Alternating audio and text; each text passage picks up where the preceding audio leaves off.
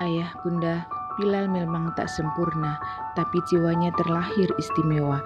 Ia sebuah pembelajaran yang menciptakan banyak gambaran kasih yang luas dari Sang Maha Pengasih. Ia tak berayah, tak pula beribu.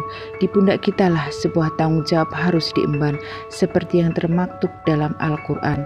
Sesungguhnya orang-orang yang berbuat kebajikan minum dari gelas berisi minuman yang campurannya adalah air kafur, yaitu mata air dalam surga yang diminum oleh hamba-hamba Allah, dan mereka dapat memancarkannya dengan sebaik-baiknya. Mereka menunaikan nazar dan takut akan suatu hari yang azabnya merata di mana-mana, dan mereka memberikan makanan yang disukai kepada orang miskin, anak yatim, dan orang-orang yang ditawan.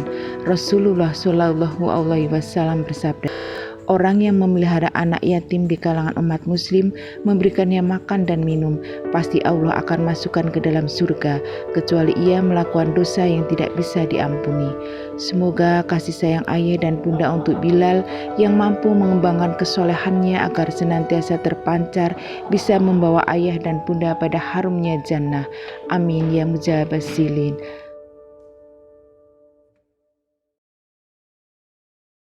Bismillahirrahmanirrahim. Assalamualaikum warahmatullahi wabarakatuh. Assalatu wassalamu ala israfil anbiya wa mursalin wa ala alihi wa sahbihi asma'in amma ba'du. Allahumma sholli ala sayyidina Muhammad wa ala alihi Muhammad wa sahbihi wa ummatihi. Alhamdulillahirabbil alamin. Alhamdulillahirabbil alamin. Alhamdulillah bi nimati tamtani min syarri makhluk.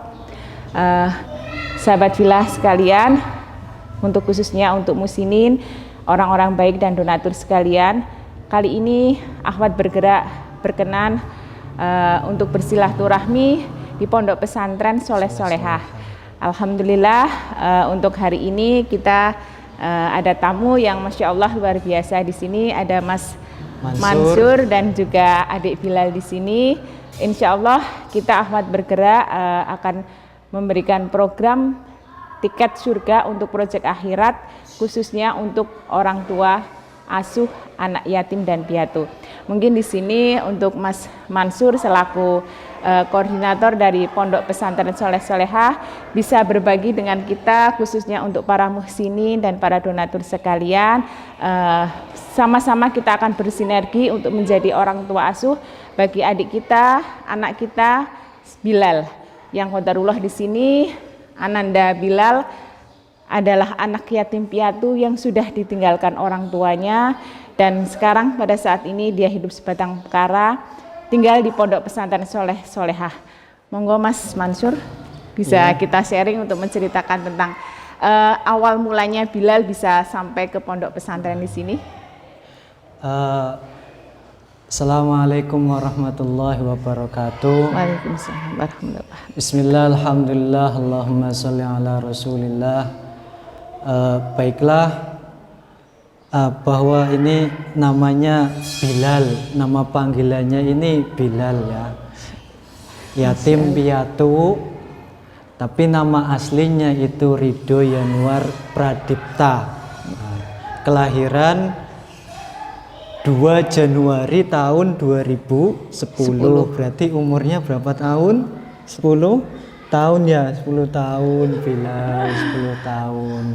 Ya, ini dulu awalnya itu karena memang di sini ada namanya Mas Sabarudin itu, Saparudin ya, Mas Saparudin itu membawa ke sini karena memang berkecimpungnya di terminal, daerah terminal di Kampung Sri Rahayu ya tepatnya ya.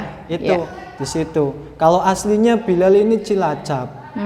Ibu bapak Cilacap dulu tinggalnya, kemudian sama bapaknya karena ibunya meninggal duluan, akhirnya sama bapaknya di kampung itu Kampung Sri Rahayu ya.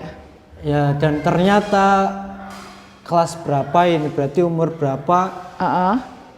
40 hari setelah ibunya meninggal. bapaknya meninggal. Kemudian Bilal dibawa ke sini melalui izin terlebih dahulu ke keluarga-keluarganya, tapi ternyata keluarganya tidak kurang mampu berkenan kurang berkenan untuk mengasuh Bilal. Akhirnya diperbolehkan juga untuk dimasukkan ke pondok dan dibawa oleh Pak RT ke sini. Mengatakan dari informasi Pak RT itu seperti itu. Berarti kurang lebihnya untuk Bilal di sini sudah ada berapa tahun? 1 tahun? 1 tahun kurang. 1 tahun kurang. Iya, 1 tahun kurang. Waktu itu memang sebelum puasa, bulan sebelum puasa ya 2020 inilah. Bilalnya sendiri untuk adaptasi dengan anak-anak pondok di sini itu gimana itu, Mas?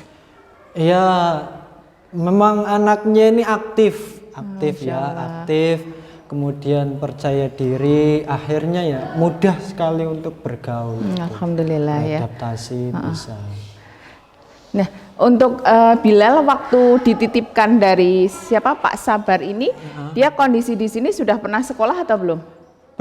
Belum sama sekali. Dulunya memang di jalanan. Oh, katanya di jalanan, dari informasi di jalanan. Ya nyuwun sewunya itu, mohon maafnya kan dia disuruh untuk ngamen. Astagfirullah. Minta itu Bilal dulu. Bapaknya katanya menurut informasi itu pemulung ya? Iya. Oh, iya. Kemudian suatu hari ini Bilal bangunin ayahnya, bapaknya ini bangunin, katanya kok nggak bangun-bangun. Akhirnya warga itu tahu dan ternyata sudah meninggal karena ini nggak tahu. Berarti anaknya sendiri ya yang langsung mengetahui itu ya, bapaknya sudah tidak ada ya? Sudah tidak ada. Astagfirullahaladzim, Masya Allah, ya Allah ya Rabb. Jadi memang sampai saat ini Bilal qadarullah dengan adanya COVID ini jadi belum bisa sekolah ya? Iya, belum bisa sekolah. Ya insya Allah nanti sudah bisa didaftarkan ya Mas ya, tinggal nanti eksekusi untuk selanjutnya ya. Alhamdulillah. Untuk sehari-harinya Bilal gimana untuk di pondok? Kalau sehari-harinya pagi itu bangun, kemudian sholat subuh, sama seperti hari-hari yang dijalani oleh anak-anak lain, anak-anak santri, ya sholat subuh. Setelah sholat subuh nanti menghafal, kemudian setelah menghafal nanti itu ada kerja bakti, itu dibagi per anak. Jadi ada kadang yang tugasnya bersihkan di musola, ada yang di kamar mandi, halaman, kemudian yang lainnya merapikan tempat tidur. Itu dibimbing sama yang kakak-kakak kelasnya. Nanti setelah itu mungkin belajar ya, biasanya Bilal belajar sendiri sama yang kakak kelas yang perempuan nanti belajar membaca. Setelah itu nanti Bilal nanti main sholat zuhur ya, kalau tugasnya azan itu nanti Bilal azan, kemudian nanti sholawatan.